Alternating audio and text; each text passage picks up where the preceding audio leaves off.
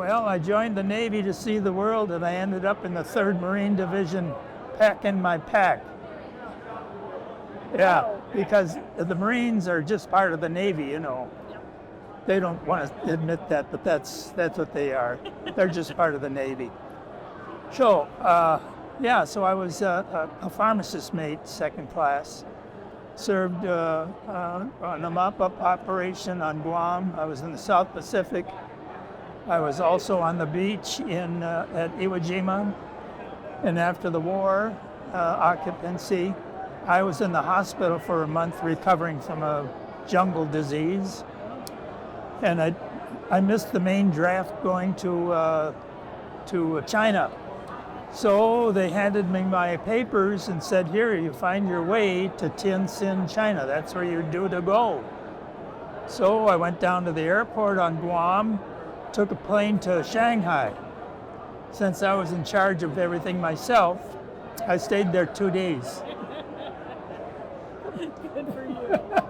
Yeah, so I wasn't late or had nothing else to do. So then I ended up in Tsingtao, where they make the beer. Maybe you've had some of their beer. It's served in various restaurants.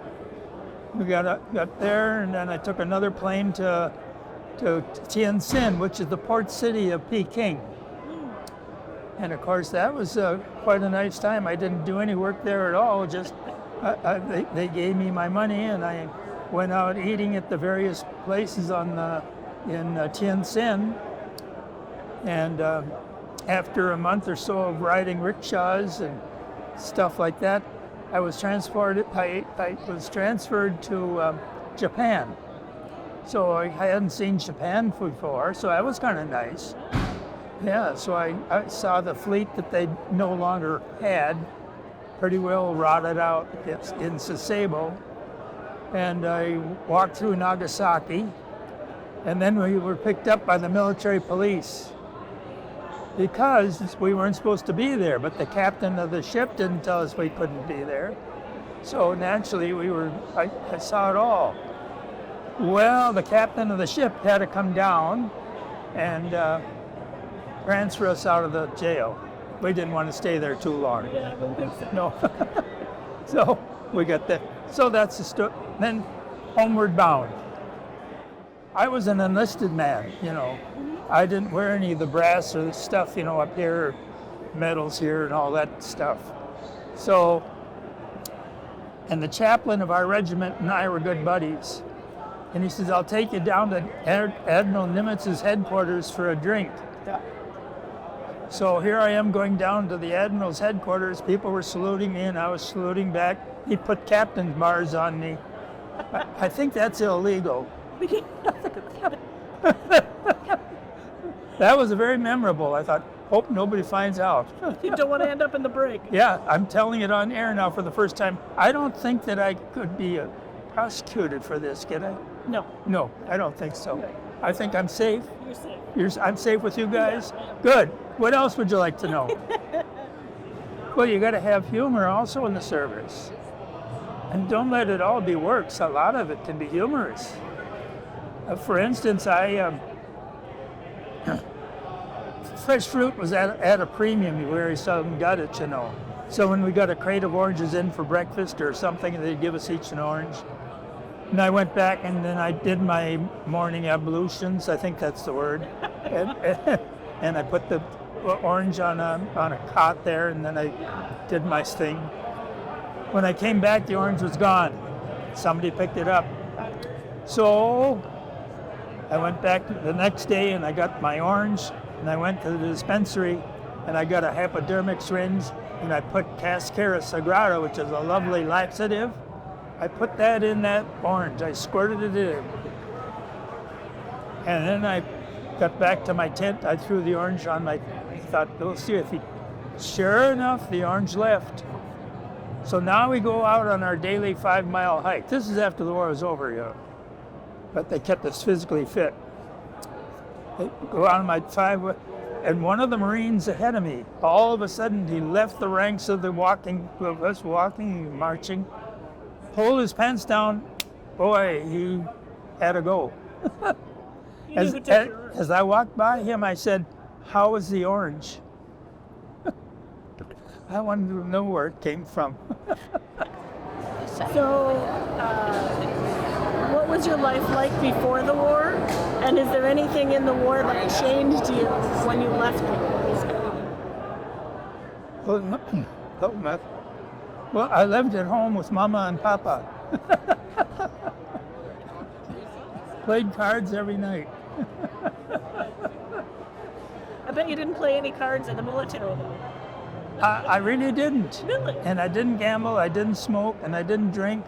I can't say that I continued with those practices when I got home. I began to enjoy life after I got back from the service. Oh, I enjoyed it in the service too. I can't say that I didn't. I had good friends. An interesting sidebar is that one of my very best friends, we served on Iwo Jima together. He was in the 9th Marines, I was in the 3rd Marines. But he had it really tough. All of the non-coms, all of the enlisted men, the officers were dead. He led the group out of the trap they were in. He got the Silver Star for that. When he got home, his sister called me up, "Bob," she said, "You got to tell what your feelings are about Andy, her brother." And I says, "Well," I says, "he was a nervous wreck after the war, when I visited him, before we were discharged. Try to get help from the government if you can. That's what I'm working on," she said, "and I needed you as a witness." And I said, "That'll be fine." About 2 weeks later, I get a letter from her.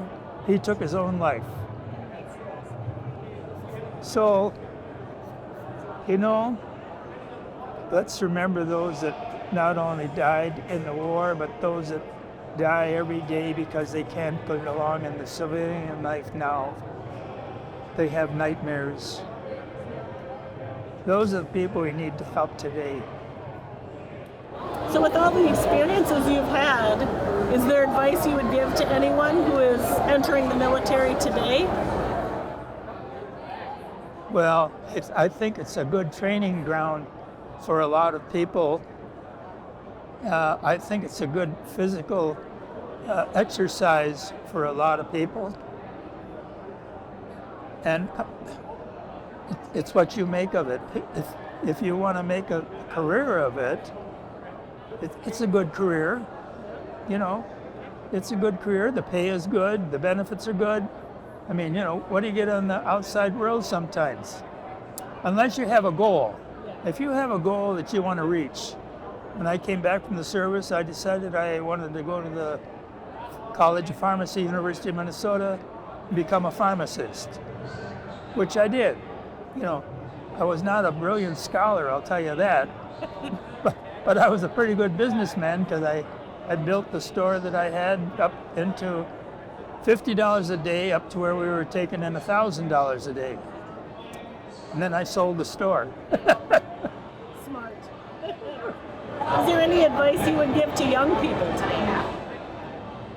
Get your education in a field that's going to be a good job for you. What do you like to do? Do you like to do welding and that type of thing? I wasn't talented in a lot of electrical or welding or carpentry, or I had no talents in those areas.